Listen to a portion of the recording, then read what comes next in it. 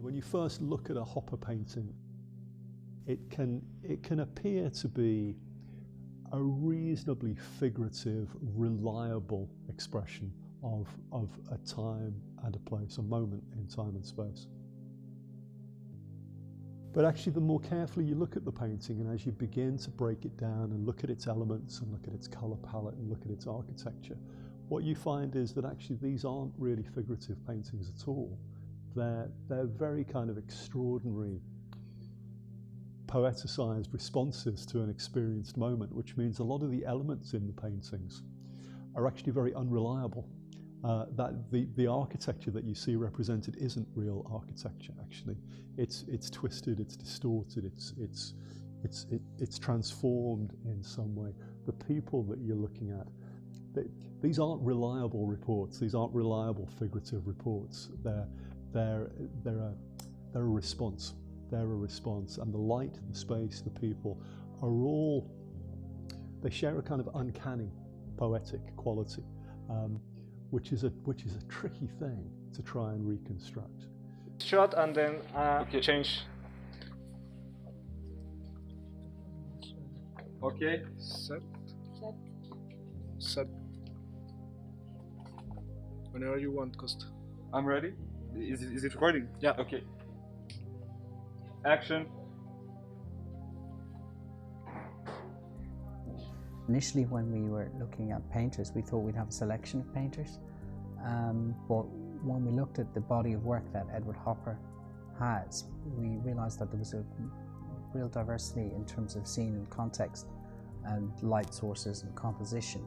So we thought it would be nice to have a continuity with the artist for both the cinematography and the design students. So we have 21 viewfinder students and we have 7 production designers. So that meant that each production designer would have 1 painting, and then 3 viewfinder students would do their own interpretation of the painting. So I'm a director today, and I'm very happy about my crew. I have the best crew ever.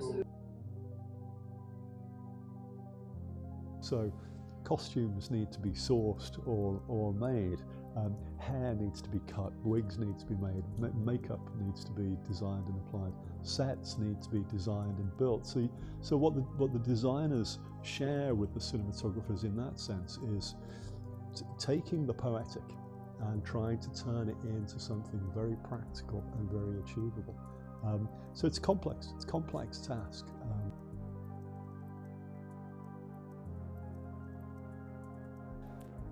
I think it's invaluable. I think it was a project that really brought on everyone's skills in DSS a huge amount, but also it was interesting getting to work with people from different cultures who had different frames of reference, because inevitably if you're working with only Irish people, it tends to be that you all have the same frame of reference, so there's only so good the work can get if you're not incorporating other cultures into it. I'm busy. I'm the first AD here, and I'm a bit busy, so please don't shoot me.